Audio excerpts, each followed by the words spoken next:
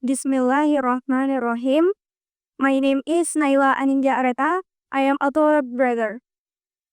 In this modern era, the technology and easy access to the information make many people become individual. Because of this, the togetherness and teamwork are sometimes forgotten. Based on your opinion, why does this still exist even if the value of Mari Moingone Futuru had been implemented or has been here for a long time? Thank you.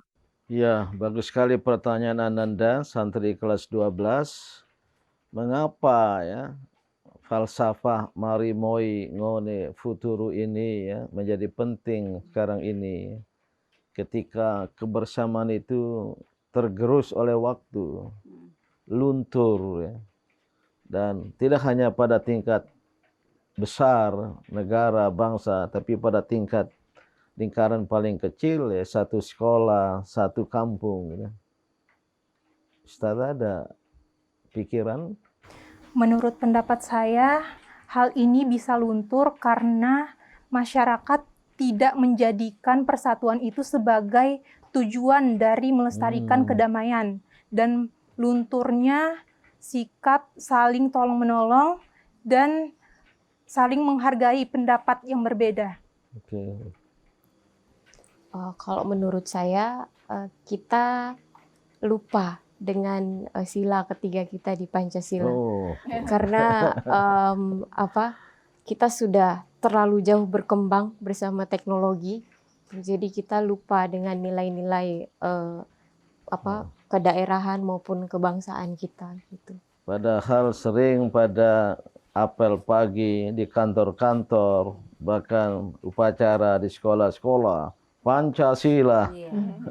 Sila ketiga, Persatuan Indonesia. Persatuan Indonesia. Sebagai rakyat namun Indonesia. lupa, luntur ya. Karena adanya keakuan, egoisme kelompok dan lain sebagainya ya. Sehingga ya hal-hal seperti ini harus terus-menerus kita bicarakan, kita angkat. Seperti halnya jaga Pancasila tadi itu. Harus sering dibaca-baca, diulang-ulang. Namun tidak cukup dengan kata-kata. Tidak cukup kita hafal. Dan saya kira anak SD, TK mungkin sudah hafal Pancasila ya. Wajib. Karena wajib Ya, ya. harus Namun yang hafal. paling penting harus masuk ke pemahaman dan harus masuk juga ke hati sehingga menimbulkan kesadaran ya. Dan mungkin juga harus action ya, harus diaplikasikan. Mungkin dari madrasah yang pertama dari rumah juga kita harus aktif supaya anak-anak itu nggak terlalu menyendiri dengan yaitu dengan sosial media, dengan teknologi. Karena sekarang ini pembiaran itu justru yang menjadikan mereka jadi akhirnya jadi punya dunia sendiri kan Bang.